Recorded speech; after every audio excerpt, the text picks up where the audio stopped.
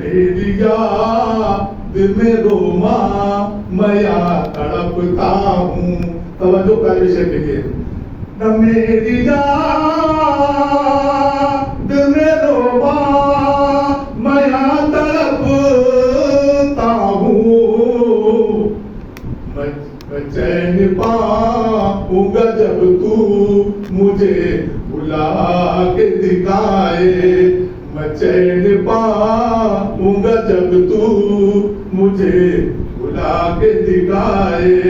بٹا کے پہلے سروں پر وہ گراتے تھے. بٹا کے پہلے سروں پر وہ گراتے تھے. اٹھایا ہے مجھے کاندھے پہ اب گرا کے دکھائے. اٹھایا ہے مجھے کاندھے پہ اب گرا کے دکھائے. کہاں گئی وہ محبت وہ الفت ساری. کہاں گئی وہ محبت وہ الفت ساری جو ہم کو چھوڑ کے تنہا یہاں نہ جا کے دکھائے. جو ہم کو چھوڑ کے تنہا یہاں نہ جا کے دکھائے. اور اندھیری قبر ہے تنہا بھی سناٹا. اندھیری قبر بھی اندھیری قبر ہے تنہا بھی سناٹا. میں ڈر رہا ہوں اکیلا کوئی تو آ کے دکھائے. میں ڈر رہا ہوں اکیلا کوئی تو آ کے دکھائے. نہ پوچھے ہم سے نکیرے نے کچھ سوال و جواب. نہ پوچھا ہم سے نکیرے نے کچھ سوال و جواب. کفن میرا کتی کھا کے شفا اٹھا کے دکھائے. کفن میرا. اور آپ یہ جذبہ فرما دیں. کیا ہوا لہد روشن کوئی فضا مہنگی. یہ کیا ہوا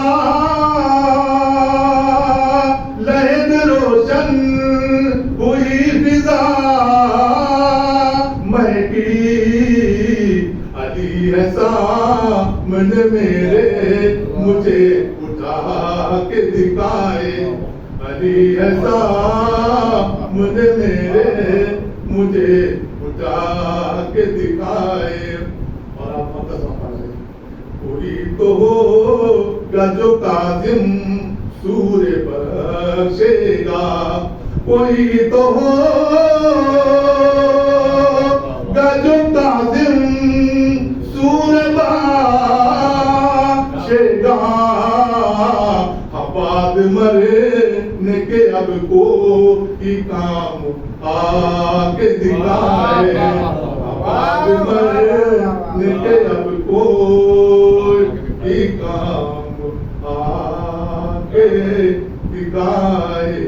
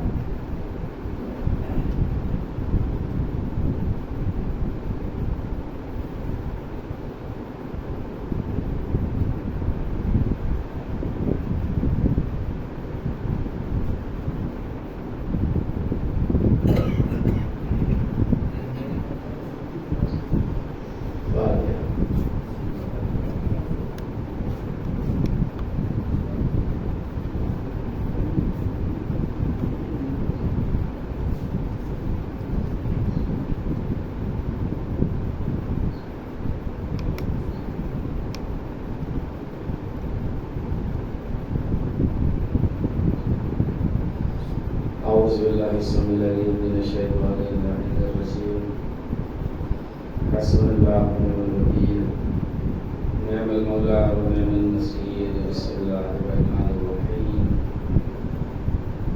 الحمد لله رب العالمين والعاقبة للمتقين، والصلاة والسلام والتحية والإكرام على سيد الأنبياء والمرسلين رحمة للعالمين رسول ثقلين إمام الحرمين صاحب القاب والقوسين جد الحسن والحسين أبي القاسم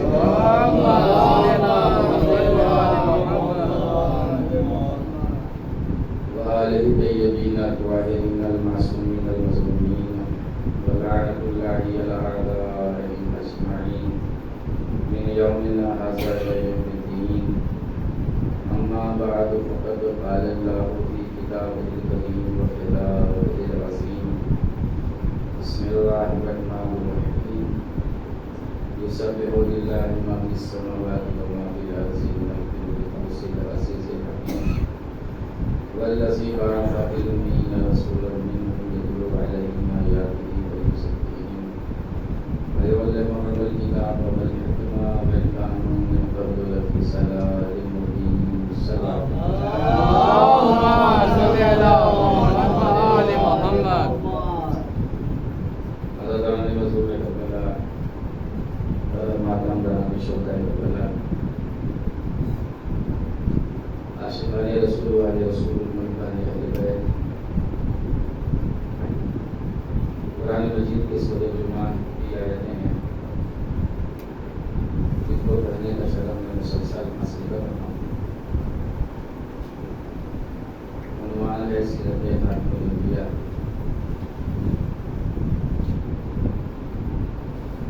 زمین و آسمان کے مابین جو اشیاء ہیں سب اللہ کی بارگاہ میں تسلیم ہوتے ہیں.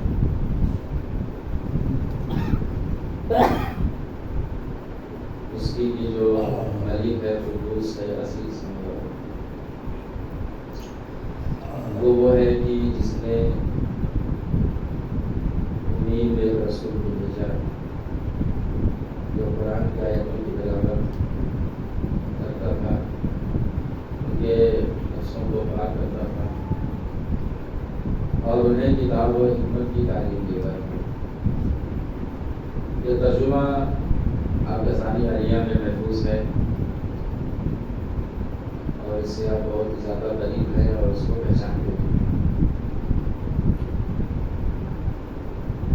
قرآن مجید بہترین میٹر ہے، بہترین موضوع ہے خاتم الانبیاء کی سیرت پر گفتگو کرنے کے لیے. کہ قرآن مجید نے پہچانوایا کہ مقام مصطفیٰ کیا ہے، اس رسول کی عظمت و فضیلت کیا ہے. قرآن مجید نے بہت ہی پیار بھرے لہجے میں حضور پاک سے گفتگو کی ہے. کبھی طہا کہا، کبھی یاسین کہا، کبھی مزمل کہا، کبھی مدثر کہا. جتنے بھی نبی دنیا میں آئے سب سے زیادہ صاحب فضیلت ہمارے یہی آخری رسول. کل بھی میں نے کچھ باتیں گزارش کی تھی اور آج بھی میں گزارش کر رہا ہوں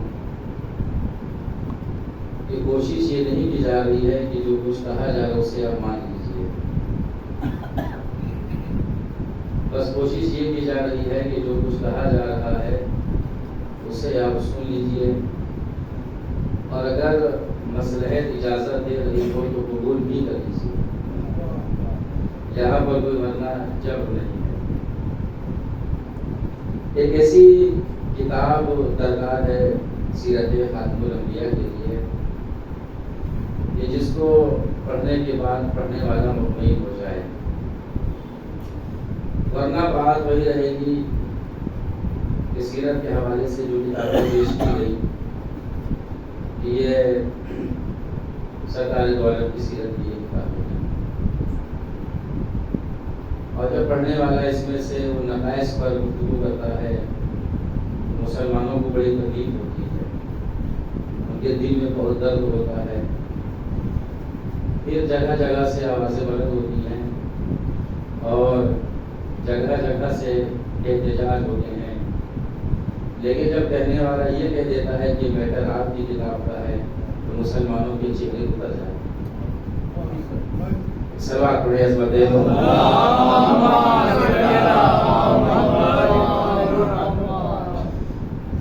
اب آپ دیکھیے یہ کلمہ پڑھیں گے اس میں رسول اللہ کا نام آئے گا، اور جب اذان دیں گے تو اللہ کے بعد رسول اللہ کا نام آئے گا.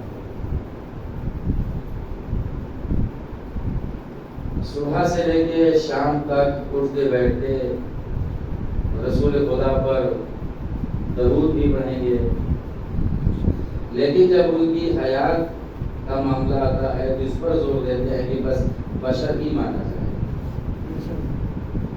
کلمہ بھی پڑھ رہے ہیں، درود بھی پڑھ رہے ہیں، خدا کے بعد نام بھی لے رہے ہیں. اس کے بعد یہ زور بھی لگایا جا رہا ہے کہ ان کے حیات پر گفتگو ہوتی ہے تو کوشش کی جاتی ہے بس ان کو عام انسان ہی دکھایا جائے، ایسا نہ ہو کہیں سے وہ مافوق البشر نظر آنے لگے.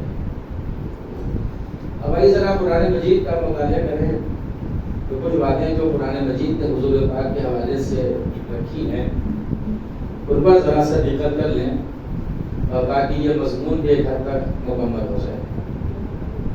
ارشاد ہوا قرآن مجید میں بسم اللہ الرحمن الرحیم نون والقلم وما یسطرون ما انت بنعمت ربک بمجنون.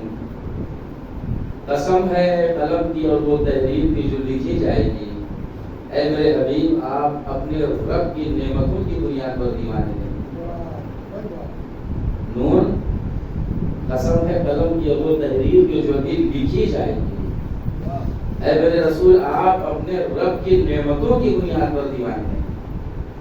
عجب مرحلے پر قرآن گفتگو کر رہا ہے سیرت خاتم الانبیاء پر کہ آپ اپنے رب کی نعمتوں کی بنیاد پر دیوانے نہیں ہیں، اور آغاز آیت میں قسم بھی کھائی تو قلم اور تحریر کی. گویا قرآن کسی خاص واقعے کی طرف اشارہ کر رہا ہے، کسی خاص. اور فرمائیے گا جو محترم مجمع بیٹھا ہوا ہے میرے سامنے، اسی لیے میں گزارش کر رہا ہوں کیونکہ پڑھنا اس لیے مشکل نہیں ہے کہ صاحبان بصیرت بیٹھے ہوئے ہیں. تو یہ جو آغاز میں قلم اور تحریر کی گفتگو قرآن میں ہو رہی ہے تو کسی خاص واقعے کی طرف توجہ دلانا مقصد تو نہیں ہے کہ جب اس چیز کا مطالبہ ہوا ہو اور کسی نے ذہن پیغمبر پہ حملہ کیا ہو تو قرآن اس کا جواب دے رہا ہے. یہ کہنے والا کہتا رہے لیکن آپ اپنے رب کی نعمتوں کی بنیاد پر دیوانے نہیں ہیں. سلام پڑھیں عظمت ہے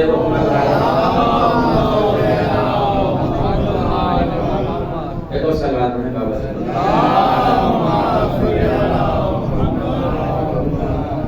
اس کے بعد بھی دوسرے موقع پر جو قرآن مجید نے منظر کشی کی ہے حضور کے حوالے سے، دیکھیے کتنے الزامات سے اللہ ہمارے حضور کو بچا رہا ہے. وَالنَّجْمُ إِذَا هَوَىٰ مَا ضَلَّ صَاحِبُكُمْ وَمَا غَوَىٰ.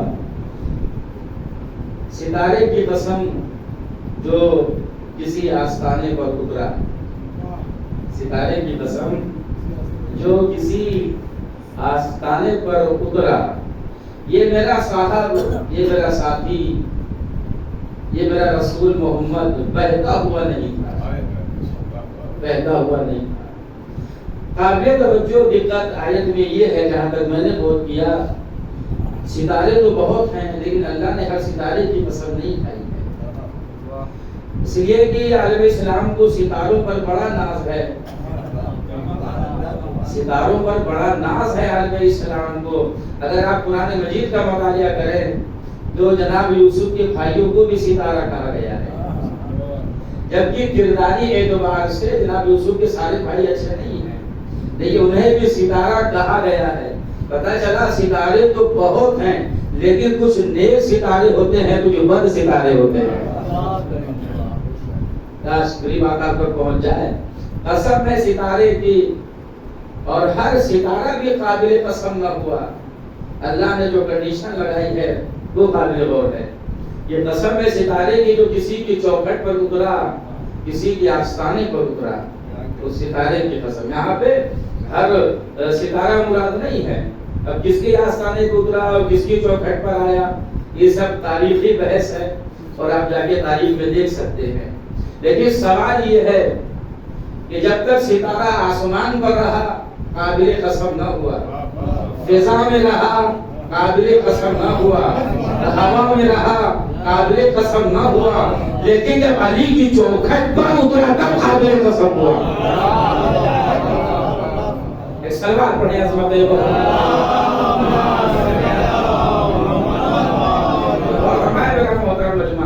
اور فرمائے کہ جب تک فلک پر رہا قابل قسم نہ ہوا، فضا میں رہا ہوا میں رہا قابل قسم نہ ہوا، جب علی کے در پر آ گیا تب قابل قسم ہوا یہ ستارہ. دیکھیے آپ کوئی بھی کتاب پڑھ لیجئے ادب کے حوالے سے، ابن القیس کے آپ قصیدے پڑھ لیجئے، میر تقی کی غزلیں پڑھ لیجئے، مرزا غالب کی غزلیں آپ پڑھ لیجئے، کسی نے بھی پستی کو اچھا نہیں کہا. ہر ایک کو بلندی پسند ہے، ہر ایک کو بلندی پسند ہے، کوئی بستی میں رہنا پسند نہیں کرتا. ہر ایک کو بلندی پسند ہے، کوئی پستی میں آنا نہیں چاہتا. کسی کو پست کہہ دیجیے تو ناراض ہو جائے گا، کیونکہ ہر آدمی بلندی چاہتا ہے. اب اس کو روز مرہ کی زندگی میں سے آپ سمجھ لیں، ایک چھوٹا سا بچہ ہے جو زینے طے کر کے چھت پہ جانا چاہتا ہے. ابھی 4-5 زینہ کو چڑھا تھا کہ آپ نے ڈانٹ کے نیچے اتار دیا. بچہ اتر تو آئے لیکن آپ کو گھور کے ضرور دیکھے گا، کیونکہ وہ بلندی پہ جا رہا تھا، آپ اس کو پستی پہ پھر بلا دیا. اب اس سے آسان مثال میرے پاس نہیں ہے، کیونکہ اس کو بھی بلندی پسند ہے، وہ بلندی پہ جانا چاہتا ہے. آپ نے ڈانٹ دیا، وہ اتر تو آئے کر کے بہت پورا سمو بنائے گا، پھر آپ کی طرف گھور کے دیکھے گا، کیونکہ آپ نے اس کو پستی میں بلا لیا. تو پستی کسی کو پسند نہیں ہے، ہر آدمی کو بلندی پسند ہے. اور آیت کا کمال یہ ہے کہ جب تک ستارہ بلندی میں رہا قابل قسم نہ بنا، اور جب پستی میں آیا تب قابل قسم بنا. علی کی آستانے پر آیا تب قابل قسم بنا. اللہ نے اترتے ہوئے ستارے قسم کھا کے بتایا ہر پستی پستی ہے، علی کا دروازہ بلندی ہے.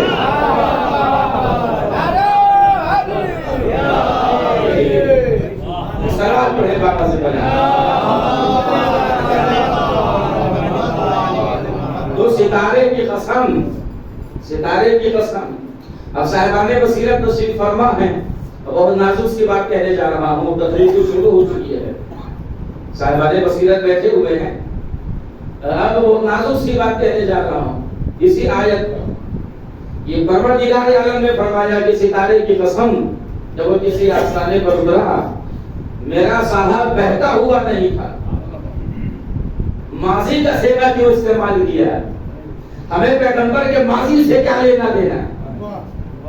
یہ پیغمبر ماضی میں کیا تھے؟ بہت نازک سی بات کہہ رہا ہوں صاحبان بصیرت کی موجودگی میں. ہمیں پیغمبر کے ماضی سے کیا لینا دینا؟ بھائی بہکے تھے تو رہے ہوں گے، ہمیں مطلب ہے اعلان رسالت کے بعد سے. ہمیں حضور کے ماضی سے کیا لینا دینا؟ لوگ پتھر مارتے تھے، کاٹے بچھاتے تھے، یہ کرتے تھے، وہ کرتے تھے.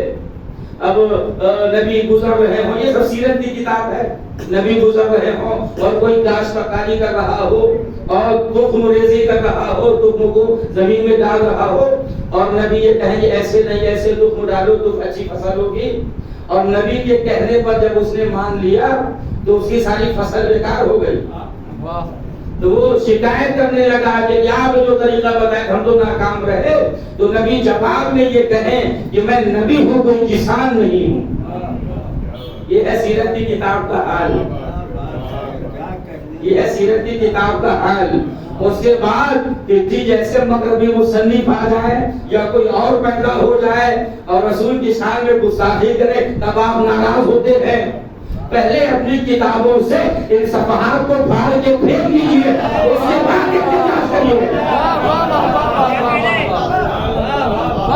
सलमान पढ़े अज़मत मोहम्मद वाले।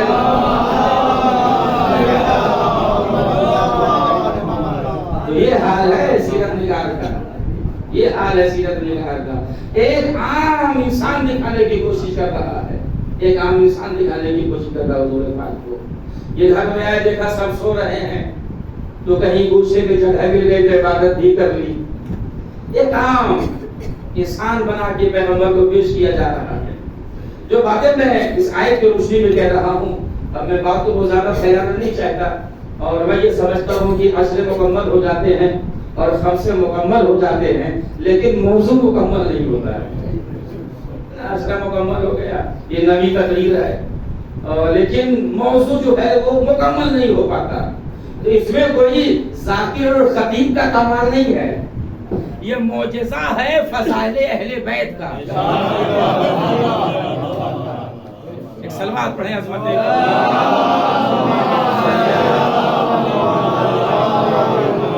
मैं असरे में आवाज पहुंचा दूंगा आप तक। अशरे मुकम्मल हो जाते हैं, खमसे मुकम्मल हो जाते हैं, लेकिन मौजू मुकम्मल नहीं होता, जिसमें खतीब और जाकिर का कोई कमाल नहीं है। अहले बैत के फज़ाइल के ये मौजज़ात हैं कि 1400 सदियां गुजर गई, अहले बैत के फज़ाइल बयान हो रहे हैं और वरा कभी के सादा नजर आ रहे हैं। सलवात पढ़े अज़मत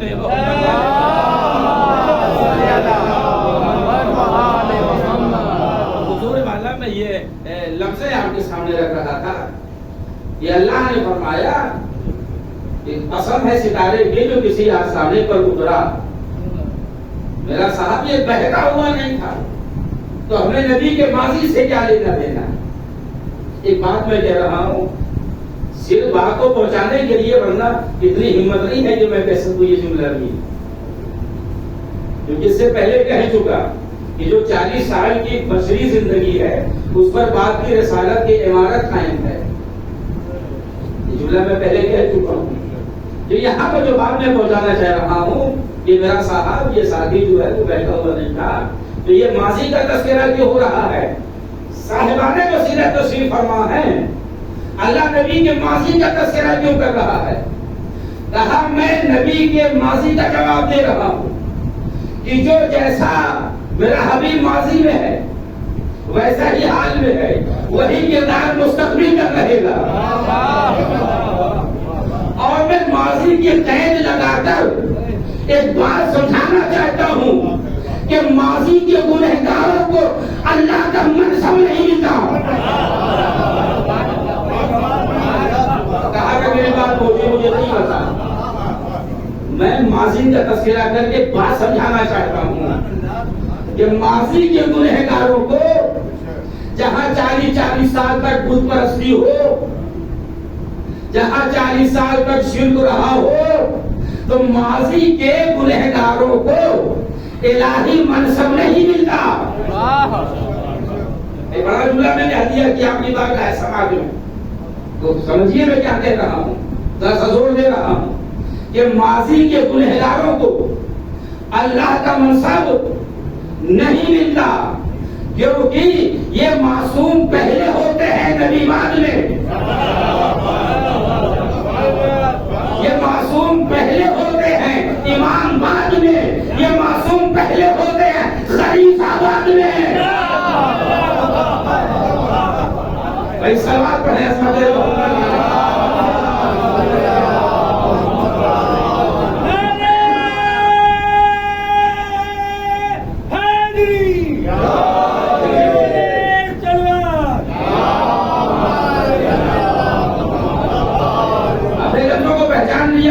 और मेरे लिए दुश्वारी नहीं होगी बात को आगे बढ़ाने में। माजी के गुनहगारों को मैं इस पे जोर दे रहा हूँ, अल्लाह का कोई मनसब नहीं मिलता। ये मासूम पहले होते हैं नबी बाद में। इस उम्मत नतीजा नबूवत नहीं है, नबूवत नतीजा इस्मत है। आखिरी बात आप तक पहुंच, इसी पैमाने में मैं जुमला आपको सुना रहा हूँ, लेकिन लफ्जों को पहचानिए क्या दे रहा हूं। इस उम्मत نبوت کا نتیجہ نہیں ہے، نبوت عصمت کا نتیجہ ہے. عصمت آخری بات آپ پر پہنچ جائے، عصمت امامت کا نتیجہ نہیں ہے، امامت نتیجہ عصمت ہے. ویسے ہی خلافت آخری بات آپ تک پہنچ جائے، یہ خلافت کا نتیجہ عصمت نہیں ہے، عصمت کا نتیجہ خلافت ہے. کیونکہ اللہ غیر معصوم کو اپنا منصب دیتا ہی نہیں. اگر بات پہنچ جائے تو میں آپ سے بتا دوں گا یہاں پر، اللہ غیر معصوم کو اپنا منصب دیتا ہی نہیں. اور مزاج عصمت یہ ہے کہ انسان ایک لمحے کے لیے خطا کار نہ رہا ہو. بات کو پہنچانے کی کوشش کر رہا ہوں. مزاج عصمت کیا ہے؟ مزاج عصمت یہی ہے کہ جسے منصب مل رہا ہو وہ ایک لمحے کے لیے خطا کار نہ رہا ہو. ایک لفظ اور کہہ دوں اپنی تسکین ویلا کے لیے، وہ نازک سے بات کہہ رہا ہوں. قرآن مجید میں کسی بھی نبی کی عصمت کا اعلان نہیں ہے. آپ پڑھیے قرآن پر، آپ کی نظر میں اس سے بہتر ہے. نبی آتے رہے، کسی بھی نبی کی عصمت کا اعلان قرآن مجید میں نہیں ہے، کیونکہ ان کی عصمت کو سمجھنے کے لیے منصب ہی کافی ہے، تو اعلان کرنے کی کیا ضرورت؟ آج میری بات آپ پر پہنچ جائے، اور میں بہت ٹھہر کے گفتگو کر رہا ہوں آپ کے سامنے، کیونکہ ان کے پاس یہ جو عہدہ ہے نا نبوت کا یا رسالت کا یا امامت کا، ساری باتیں کر رہا ہوں آپ کے سامنے. یہ عہدہ ہی بتا رہا ہے کہ یہ معصوم ہے، یہ عہدہ ہی بتا رہا ہے کہ معصوم ہے. اس لیے قرآن نے الگ سے ذکر کرنے کی ضرورت نہیں کی. لیکن کوئی ایسا تھا جو معصوم بھی تھا، منصب بھی نہیں تھا، تو اللہ نے اس کی عصمت کا اعلان قرآن میں کر دیا. آج میری بات آپ تک پہنچ جائے. بھائی بی بی مریم معصومہ ہے لیکن منصب نہیں ہے، تو آپ کی عصمت کا اعلان اللہ نے قرآن میں کر دیا. اب ہم سے نہ پوچھئے آیت تطہیر کیا ہے، آیت تطہیر کچھ نہیں ہے، عصمت سیدہ کو بتانے کے لیے آئی ہے. سلوات پڑھے عصمت محمد والے.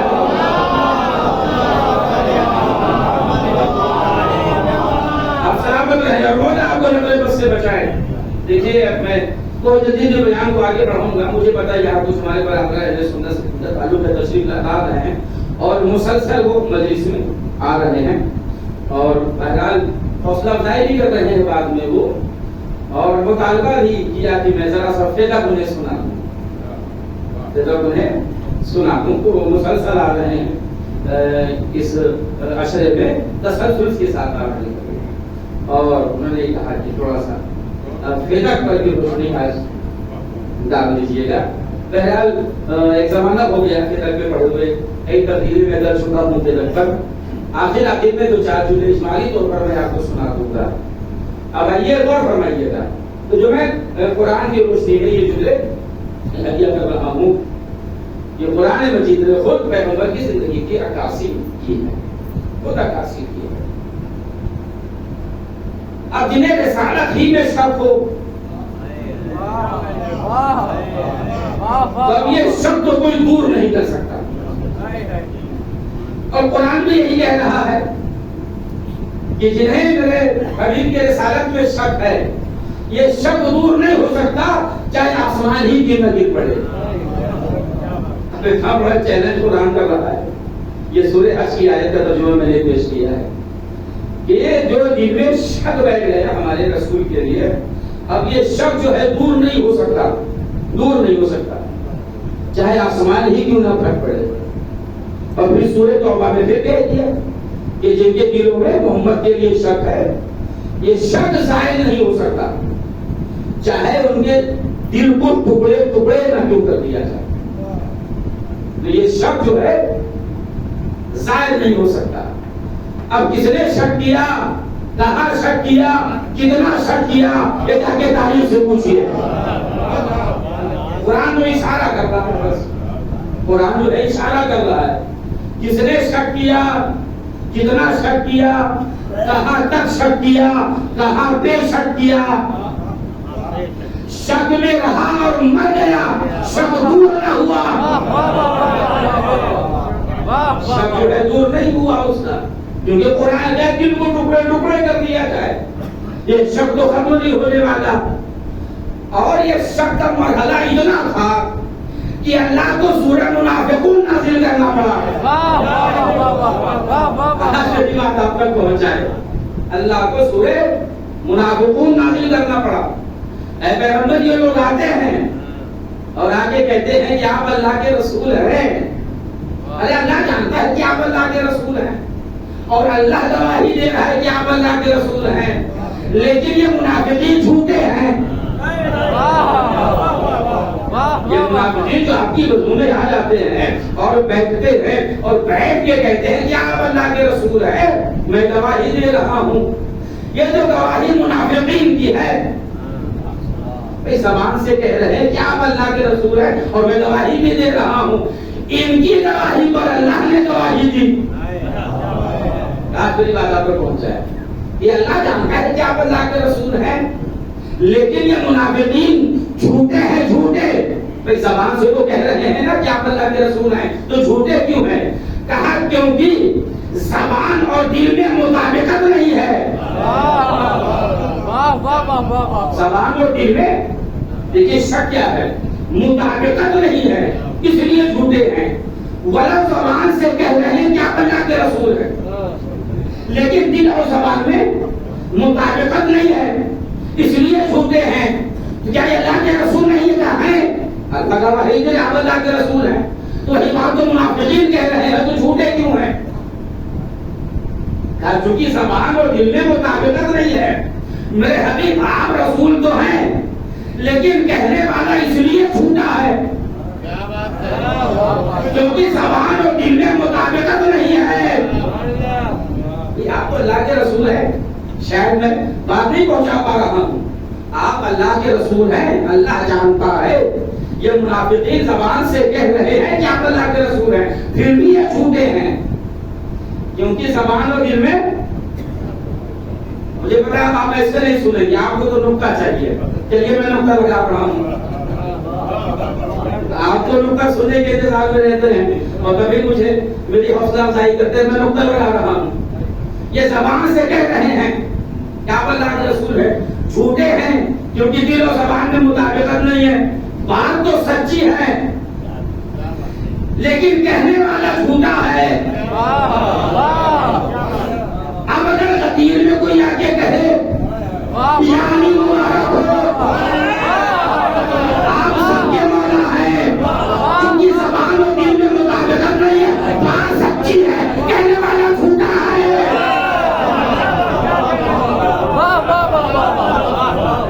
सलात पढ़ने वाले मोहम्मद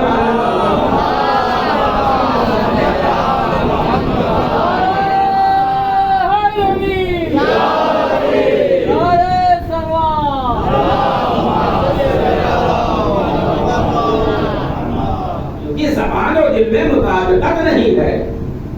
अब कहते रहिए क्या सबके मौला हो गए, हर मोमिन और मोमिना जो मेरे भी हो गए। बात तो सच्ची, अली मौलाए कायनात सबके मौला है, लेकिन दिल और ज़बान में मुताबिकत नहीं है। दिल और ज़बान में मुताबिकत नहीं है, ये है मुनाफिकत। बात तो सच्ची है, लेकिन कहने वाला झूठा है। अब ऐसे आसान लफ्ज़ मेरे पास है ये बात को पहुंचाने के लिए। अब रह गया मसला, साहब रसूल लिखना पढ़ना नहीं जानते थे। कभी मैंने इस पर कुछ बातें गुजारिश की थी, और यहीं से मैं बहुत सारी बातों को छोड़ते हुए, बहुत सारी बातों को, और मैं आपको तो एक दो मरहला दिखाता हूँ, और क्योंकि ये बता दूं कि बस आज ही मेरा बयान मुकम्मल हो जाएगा। आज ही ये मेरा मजमून जो है आज ही मुकम्मल हो गया है, आज ही मेरा बयान रुक जाएगा, क्योंकि कल मैं इस मजलिस को खिताब ना कर पाऊंगा।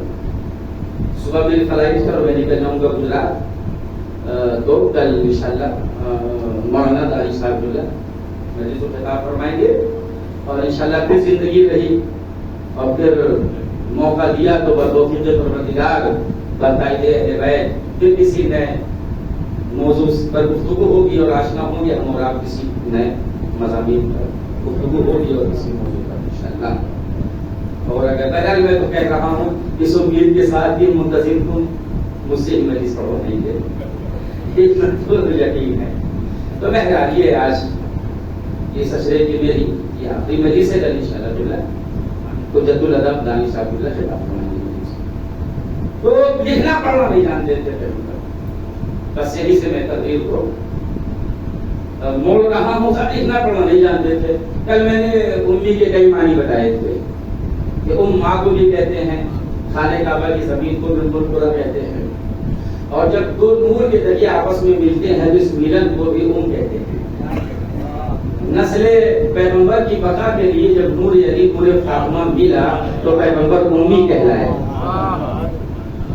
جناب سعید نے پوچھا تھا چوتھے امام سے کہ جو یہ امت میں بحث ہے کہ رسول اللہ اتنا پڑھنا نہیں جانتے تھے، چوتھے امام کے فرزند ہیں اور جو زیدی سادات ہیں وہ انہی سے اپنے آپ کو منسوب کرتے ہیں جناب زید سے، وہ زیدی سادات پائے جاتے ہیں اور سادات 12 میں زیادہ ہیں زیدی سادات پائے جاتے ہیں۔ تو یہ اپنے آپ کو چوتھی میں بیٹھ جناب زید سے منسوب کرتے ہیں۔ بھائی جناب زید روایت میں جو آپ سے پوچھتے ہیں کہ امی کے کیا معنی، ام کے کیا معنی ہے اور رسول اللہ کو امی کس بنیاد پر کہا جاتا ہے؟ تو چوتھے امام نے کہا کہ بیٹا زید سنو، تمہارے دادا علی کی ساتھ ہی ام ہے، کیونکہ ام کے ایک معنی ہوتے ہیں علم کے، ام کے ایک معنی ہوتے ہیں علم، اور تمہارے دادا علی کے ساتھ ہی ام ہے، علم ہے۔ علم کہتے ہیں بلندی کو، اور علم سے ایک مجمع بنتا ہے، جہاں علم اٹھتا ہے وہی مجمع ہوتا ہے۔ دیکھیے کل کی شرح اگر آپ کو یاد ہو تو میرے جملوں کو محسوس کر لیجئے گا، علم دیکھا کہ نہیں وہاں مجمع ہونے لگا۔ تمہارے دادا علی کے ساتھ ہی علم ہے، کیونکہ سخاوت کا مجمع، شجاعت کا مجمع، علم کا مجمع سب تمہارے دادا علی میں موجود ہے۔ تو کہا کہ پھر رسول اللہ امی کیوں کہلاتے ہیں؟ کہا بدید خود کے میدان میں، اسی لیے اللہ نے کہا تھا میرے رسول آج علی کو ہاتھوں پہ بلند کرو، کیونکہ علی کی ذات ہے علم، اور علم کہتے ہیں ان کو، جیسے علی کو بلند کیا اور کہا من تم کو مولا ہو فہذا علی المولا، تو نبی کو خطاب ملا امی کا۔ سبات پڑھنے سبتے ہوئے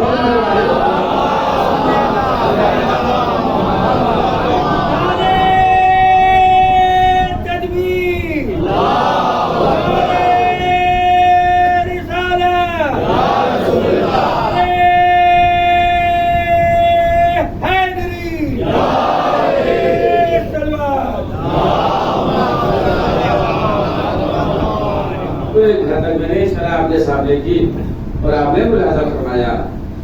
دیکھیے عصمت رسول کا معاملہ یہ ہے، سیرت رسول کا معاملہ یہ ہے، یاد رکھیے اللہ کو بہت ناگوار گزرتا ہے اگر کوئی رسول کا دشمن ہے۔ سورۃ تبت کی ادا جا کے پڑھیے کہ ابو لہب کے ہاتھ ٹوٹ جائیں، ابو لہب کے ہاتھ ٹوٹ جائیں اور اس کی بیوی اس کے گلے میں جہنم کی بڑی ہوئی رسی باندھ دیں گے۔ یہ کیا کرتی تھی؟ یہ بھی نبی کو ستاتی تھی، اور جب ابو لہب جو ہے یہ ستاتا تھا نا تو ہنسا کرتی تھی، تو اللہ نے جب بدعا کی قرآن میں تو ابو لہب کے ساتھ بیوی کو بھی لپیٹ لیا۔ ابو لہب کے ہاتھ ٹوٹ جائیں اسی بیوی اس کے گلے میں ہم جہنم کی بڑی ہوئی رسی ڈال دیں گے۔ گویا آیت کا مزاج بتا رہا ہے کہ اللہ دشمن مصطفیٰ کو معاف کرتا ہی نہیں، چاہے مکانے میں ہو چاہے زنانے میں ہو۔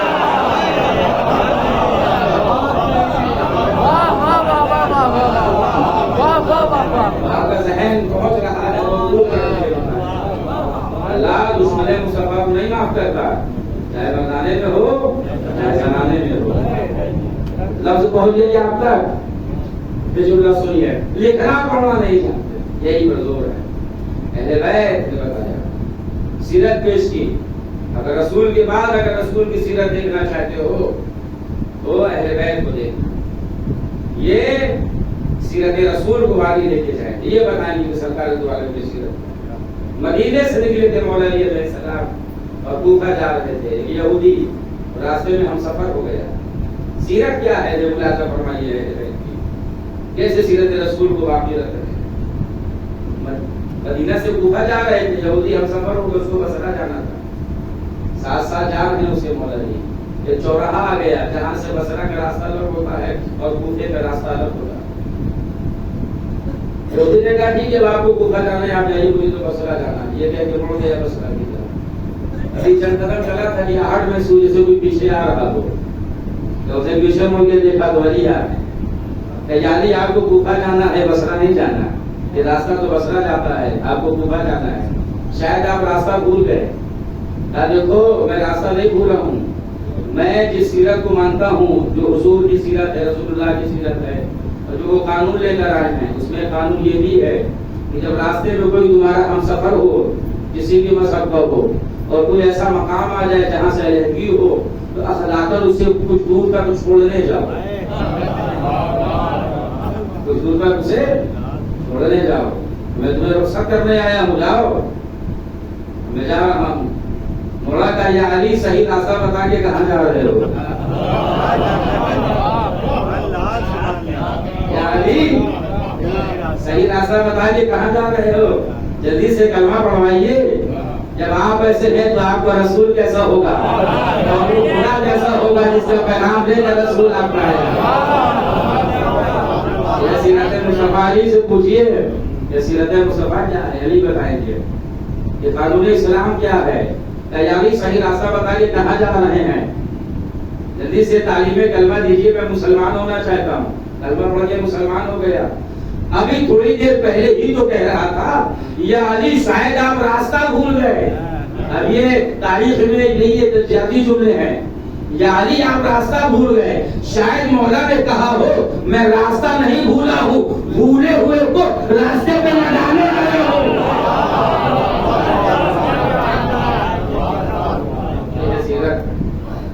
آپ سیرت دیجیے۔ پہلا میرے پاس بہت سارا وقت نہیں بچا ہے، اس کے بعد بھی مجلس ہونی ہے اور رہبر اور بی بی سکینہ کا تابوت برآمد ہوگا۔ سیدھا یہاں سے آپ قریب بھائی کے گھر پہ جائیے گا، وہاں پر مجلس سے عزائد کرتے ہیں۔ اس کے بعد مجھے تبرکات نکلیں گے اس کی زیارت کریے۔ بس آج کی حد تک جو باتیں مجھے گزارش کرنا ہے وہ 10 سے 12 منٹ میں سن لیجیے بس، اور میں بیان کو مکمل کر رہا ہوں۔ آپ پیغمبر لکھنا پڑھنا نہیں جانتے تھے۔ وہ جو ترکہ تھا جسے پیغمبر نے بیٹی کے حوالے کیا تھا، جسے فدا کہتے ہیں، بیٹی کے حوالے، اور یہ بغیر لڑے ہوئے پیغمبر کو دیا گیا تھا، بلکہ باجو علاقہ ہے کرتا بغیر لڑے ہوئے دیا گیا تھا۔ اور سورہ انفال میں تو بڑی شرح ہوئی کہ جب پیغمبر آئے تو آیت آئی کہ آپ ذی القربیٰ کا حق ادا کر دیجیے۔ تو اپنی بیٹی کو بلایا، تحریر لکھ کے دی، تحریر لکھ کے دی، اسے مہر نبوت لگائی، بیٹی کے حوالے کر دیا۔ رہا شہزادی کے اس میں رہا وہ جو پراپرٹی تھی جو وہ فدا کہلاتا ہے، شہزادی کی دیکھ ریکھ میں رہا۔ لفظ اور کہہ رہا ہوں کہ کوئی آیا تھا مدینے میں بھیک مانگ رہا تھا اور اس نے مولا حسن سے مدد کی درخواست کی، تو مولا حسن نے اسے درہم و دینار دیا اور دے کر کہا اگر امت نے فدق نہ چھینا ہوتا تو تمہیں بھیک مانگنے کی ضرورت نہ پڑتی۔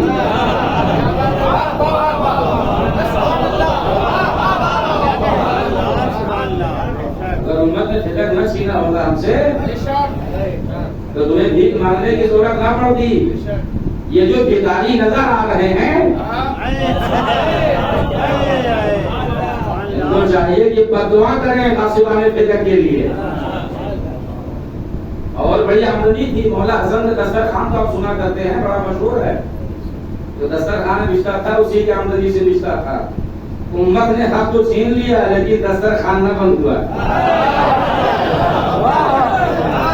اور آج گھر گھر دسترخوان بچ رہا ہے۔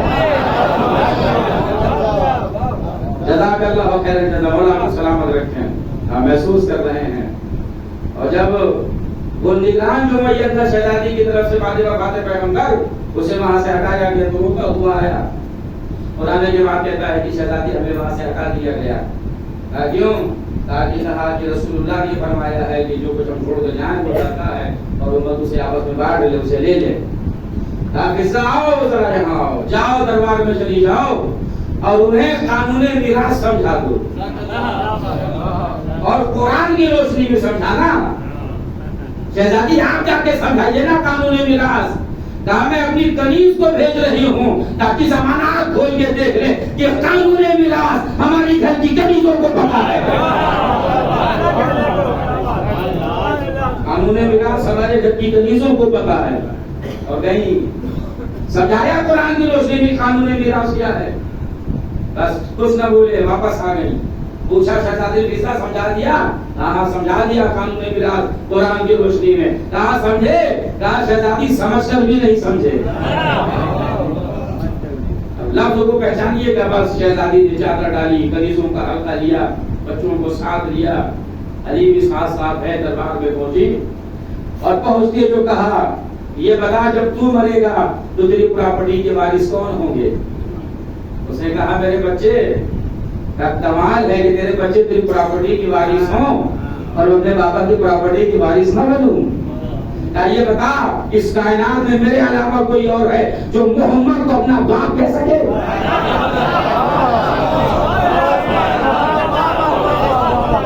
اس دنیا میں کوئی اور ہے جو محمد کو اپنا باپ کہہ سکے؟ شہزادی جملے سے بتانا کیا چاہتی ہیں؟ کہا تاریخ تو بعد میں لکھی جائے گی, میں آج ہی باطل کر دوں. بعد میں لکھا جائے گا میرے بابا کی 3 بیٹیاں اور تھی تو کہاں مر گئی تھی, حق کا مقابلہ کیوں نہ دیا؟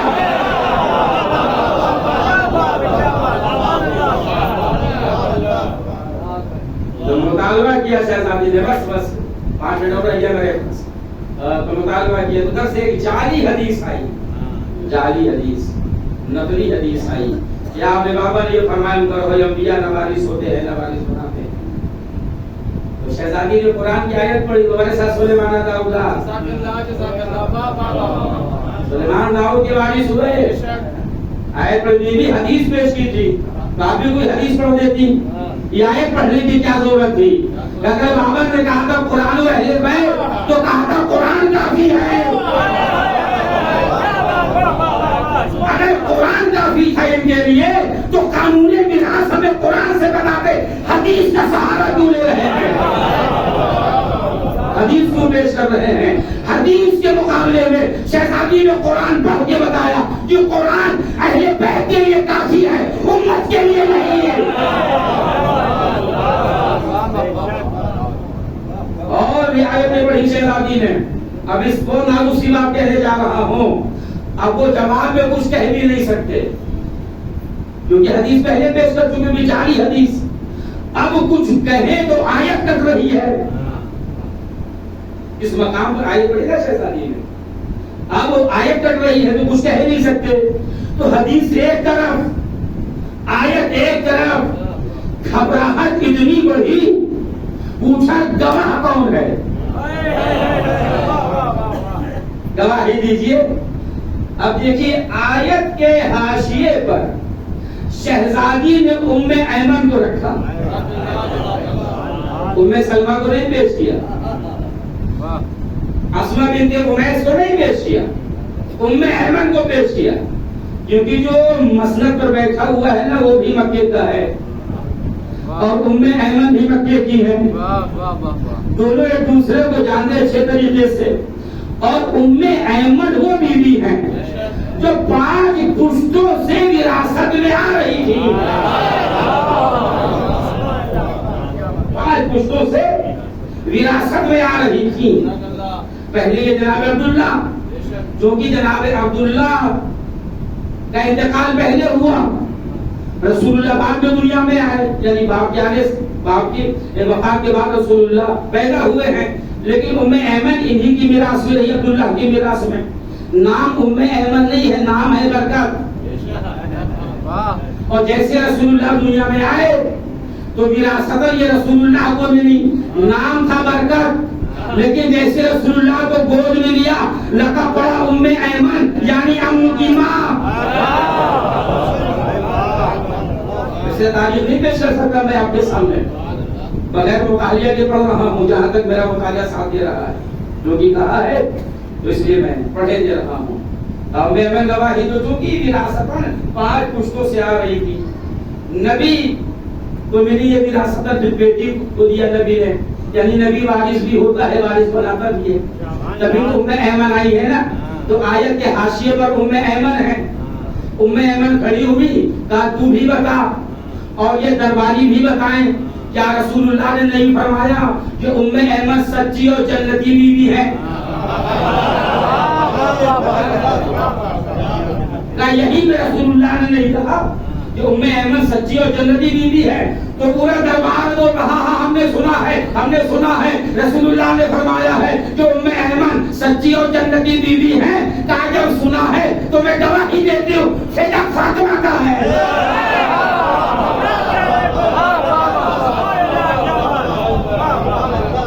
बस आखिरी 2 बातें और बयान मेरा मुकम्मल हो गया। तो 2 बात आखिर में और बयान मेरा मुकम्मल हो गया। उसके बाद शहजादी ने अपने बाबा की तहरीर पेश की। कहा ये मेरे बाबा, बहुत नाजुक सी बात कह रहा हूँ, और इस तारीख फतेहपुर में पहली मर्तबा कह रहा हूँ इसमें। कहा कि ये मेरे बाबा की तहरीर है, मेरे बाबा ने अपने हाथ से लिखा है, और दरबार में सबको दिखा रही है कि मेरे बाबा ने लिखा है, और लिखता वही है जो पढ़ना जानता है। आज से ना कहना मेरे बाबा लिखना पढ़ना नहीं जानता है।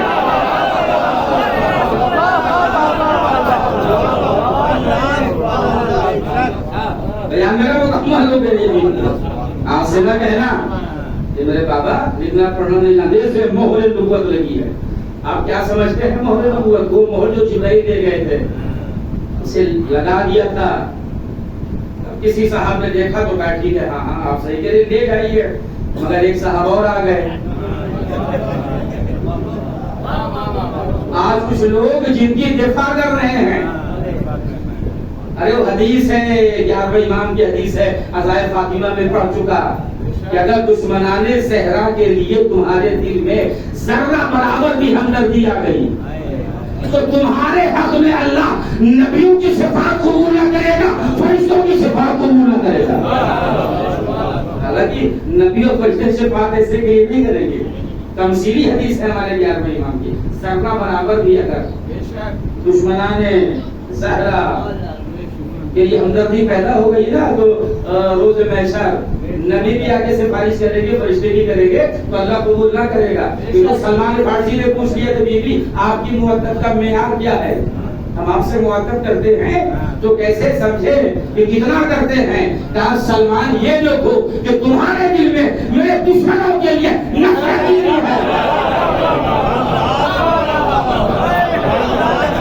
हम जुमला कह रहा हूँ, अगर तमन्ना समझना है तो तमन्ना से समझ।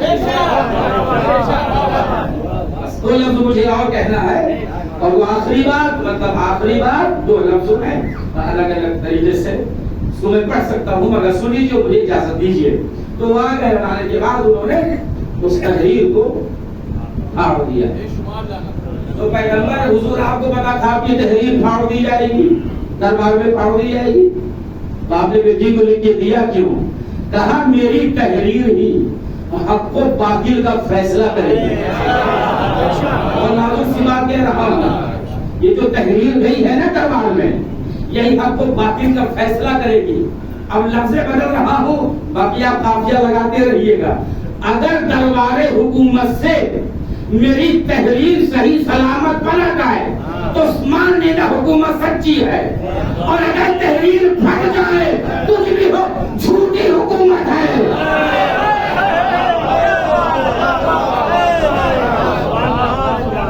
झूठी हुकूमत है।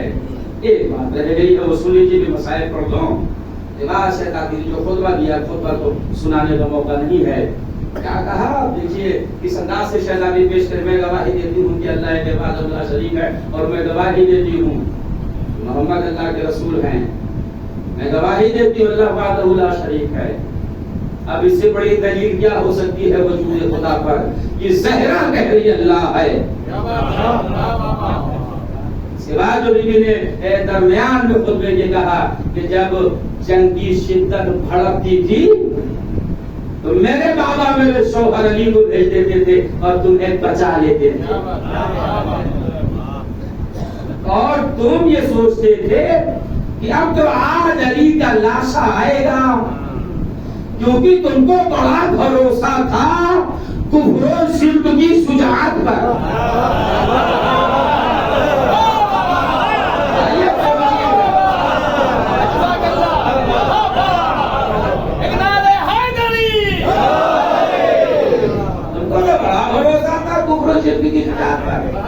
आज तो अली का जनाजा आएगा, अली का जनाजा आएगा।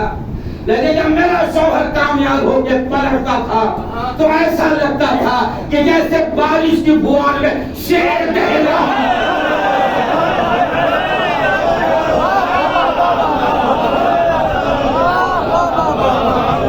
जैसे बारिश की फुहार में शेर दह रहा हो।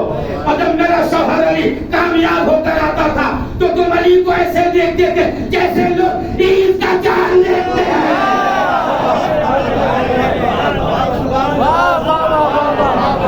अगर मकाम पे जाके शहजादी ने उम्र को खड़ा कर दिया, अगर मकाम पर या तो हुकूमत छोड़ो या तो जन्नती बन जाओ। अजब आपके बाबा ने काम करो है, अंबिया नवारिस होते हैं, नवारिस बनाते हैं।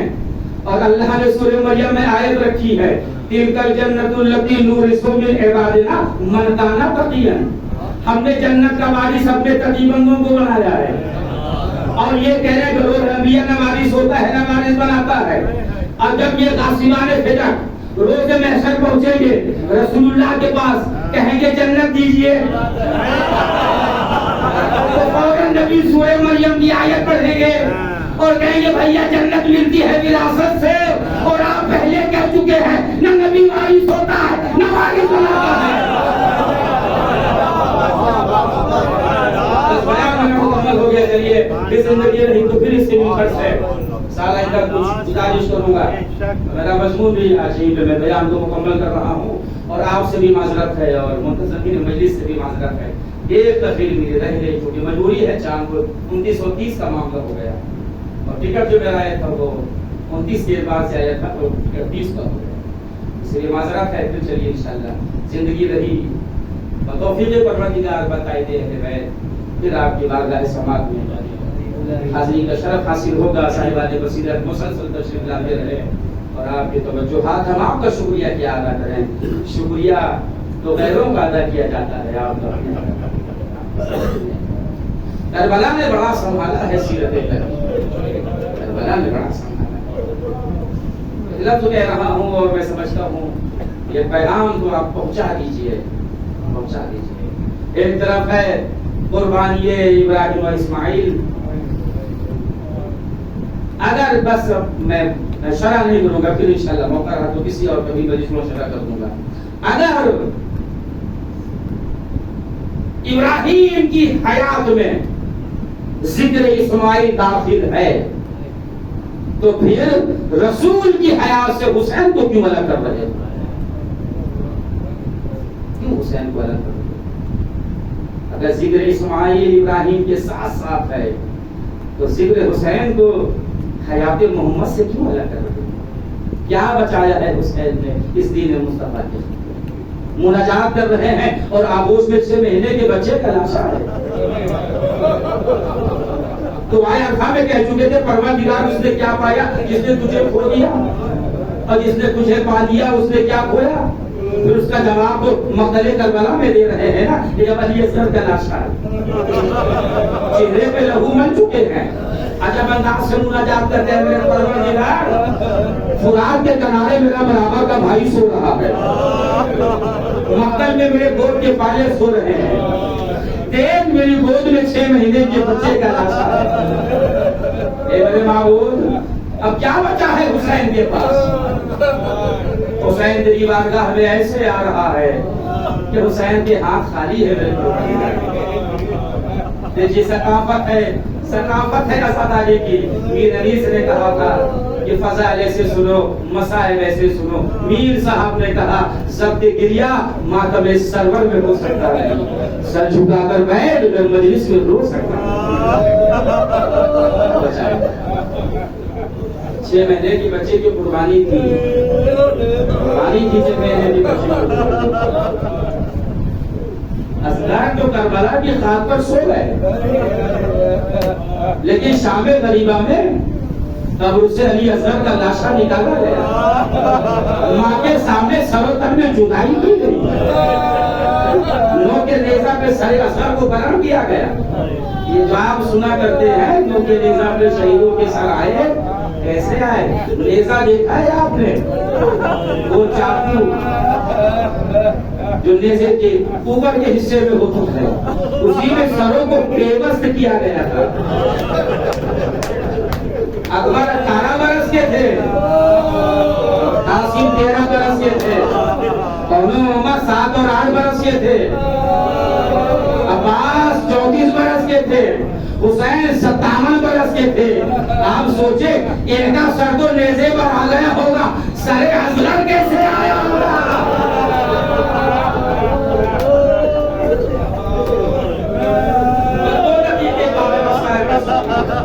اور مجھے اجازت دیجیے 2 دقیقے باب مسائل میں سن لیجیے. اللہ کی آباد میں رحمت، اللہ کی آنکھوں پہ رحمت نازل ہے. بزرگوں کا سایہ سروں میں برقرار رہے، نوجوان سلامت رہے. آپ کا رونا بتا رہا ہے شہزادی زہر آ چکی، آپ کا گریہ بتا رہا ہے زمانے کا امام آ چکا. جب یہ قافلہ کربلا سے رہائی کے بعد مدینہ جا رہا تھا، ساری میڈیا تو ناکے پر بیٹھ گئی. فضا نے آ کے کہا بی بی زینب رباب تو قبر حسین پر بیٹھے گئے. آئی ہلکے سے تھپکی دی، کہا رباب مدینہ جا رہا ہے قافلہ، چلو مدینہ چلو. سر اٹھایا، کہا بی بی یقیناً آپ بہت مظلومہ ہیں. آپ کا ماجایا حسین مار ڈالا گیا، آپ کا علی اکبر مار ڈالا گیا، آپ کا عباس مار ڈالا گیا، آپ کے عمر محمد مار ڈالے گئے. لیکن بیوی جب آپ مدینہ جائیں گی وہاں کے شوہر عبداللہ ملیں گے. یہ میرے والی و وارث کی قبر ہے، وہ میرے بیٹے علی اصغر کی قبر ہے. ارے سوچا تھا سکینہ کے سہارے زندگی گزار لوں گی، اسے بھی خیر شام میں چھوڑ. ہمیں مدینہ جانے کیا کریں؟ باقی پکڑا، کہا چل کے بتانا اللہ کو دل حسین میں کربلا. بشیر لے کر آیا، بشیر لے کر آیا. میں اس روایت کو اسی منبر سے پڑھ چکا ہوں، سن لیجئے اور مجھے اجازت دیجئے. بشیر آیا قافلہ لے کر مدینہ، سنانی سنا رہا ہے اے مدینے کے رہنے والوں، مدینہ رہنے کے قابل نہ رہا. حسین مار ڈالے گئے، حسین مار ڈالے گئے، پوری رونقیں ختم ہو گئی. اے مدینے والوں مدینہ رہنے کے لائق نہ رہا. اہل حرم کو پہنچا دیا مدینے تک. جب بشیر واپس آنے لگا تو بیوی زینب نے سید سجاد کو بلایا، کہا بیٹا سجاد، بشیر نے راہ میں راستے میں ہم اہل حرم کی بڑی خدمتیں کی ہیں، اسے کچھ اجرت دے دو. اسے اوراد میں رکھا کیا. بیویوں نے ایک رومال میں باندھا، کہا لے جا کے بشیر کو دے دینا. اور کہنا جلیل کی بیٹی نے دیا. اسے رات لے کر امام آئے، کہا بشیر تجھے بڑی خدمت کی ہے ہماری، میری بھوپی نے یہ نذرانہ کیا، تجھے نتیجہ رکھ لے. پوچھا مولا کیا ہے؟ کہا یہ زیورات ہیں. کہا دیکھیے مولا یہ سیدانیوں کے زیورات ہیں، میں تو اسے چھو بھی نہیں سکتا. میں تو اسے ہاتھ بھی نہیں لگا سکتا. اگر کچھ دینا چاہتے ہیں تو جب شام میں لوٹ کا سامان آیا تھا، ایک سفید رنگ کا رومال آیا تھا، وہ رومال ہمیں دے دیجیے، بس تبرکن لے کے چلا جاؤں. چھوٹے ماما کا بھوپی جب شام میں لوٹ کا سامان آیا تھا، ایک رومال آیا تھا سفید رنگ کا جس پر خون کے دھبے پڑے ہوئے تھے. وہ رومال بشیر مانگ رہا ہے تبرکن. زینب نے رومال لا کے دیا، جاؤ بشیر کو دے دو. بس امام رومال لے کر آئے، بشیر کے ہاتھ میں دیا، کہا بشیر جانتا ہے تو نے کیا مانگ لیا. اس رومال کو پہچانتا ہے. ارے جب بابا علی اصغر کو مقتل میں لے جا رہے تھے تو اماں رباب نے اس رومال کو اصغر کے گلے میں باندھ دیا تھا. ارے جب حضور نے تیر مارا تو گلے کے ساتھ ساتھ یہ رومال بھی چھن گیا. اس رومال پر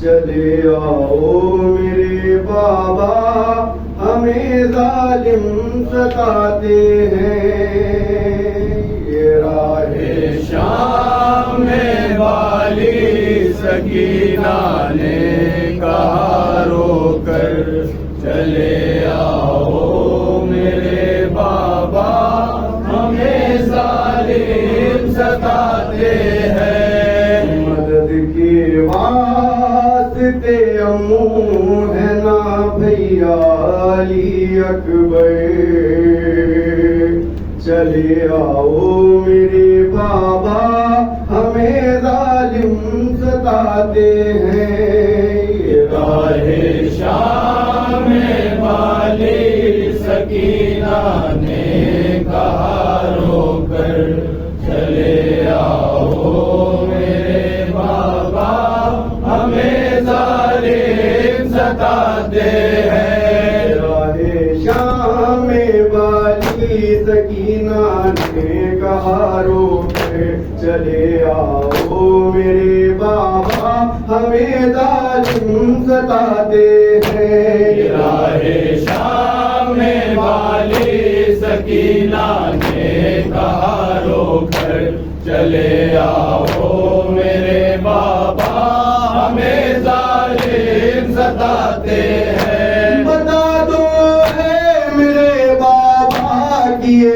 گئے سی عظیمی ہے تماچے مار کے بندے اتارے کان زخمی ہے بتا دو ہے میرے بابا کیے گئے سی عظیمی ہے تماچے مار کے بندے اتارے کان زخمی ہے دلا دو شمر سے بابا ذرا کانوں کی تم گو ہے چلے آؤ میرے بابا ہمیں ظالم ستاتے ہیں راہ شام والی سکینہ نے کہا رو کر چلے آؤ میرے بابا ہمیں ظالم ستاتے ہیں گلے سے خون بہتا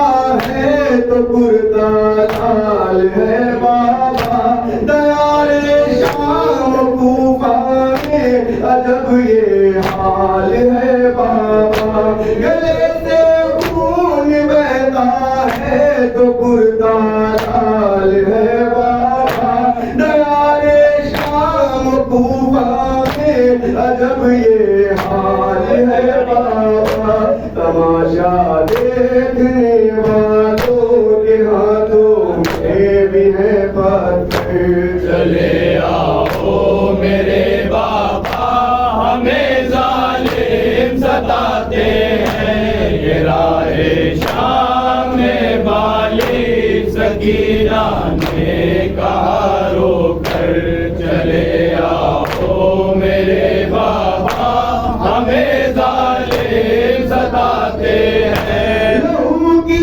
اوڑ کر جاتے کہاں تک اور جانا ہے مقدر میں ہمارے اور کتنے تم اٹھانا ہے لہو کی اوڑ کر جاتے کہاں تک اور جانا ہے مقدر میں ہمارے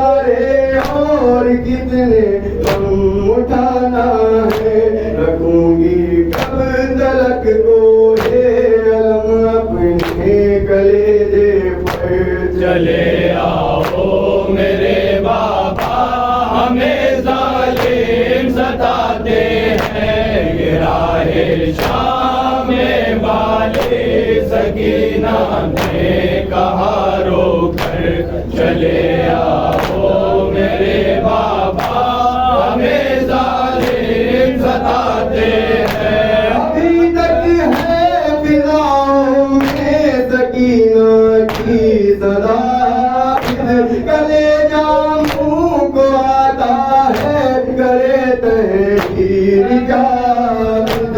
ابھی تک ہے فضاؤں میں سکینہ کی صدا گلے جاموں کو آتا ہے کرے تحریر جاوید.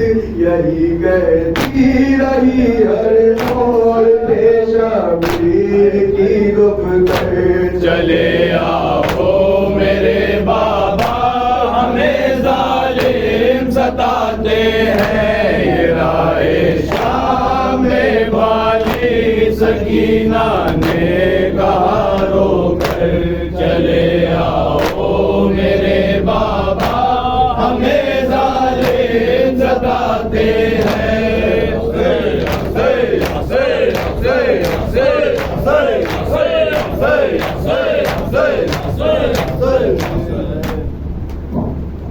السلام علیکم یا ابا عبداللہ. السلام علیکم یا ابن رسول اللہ.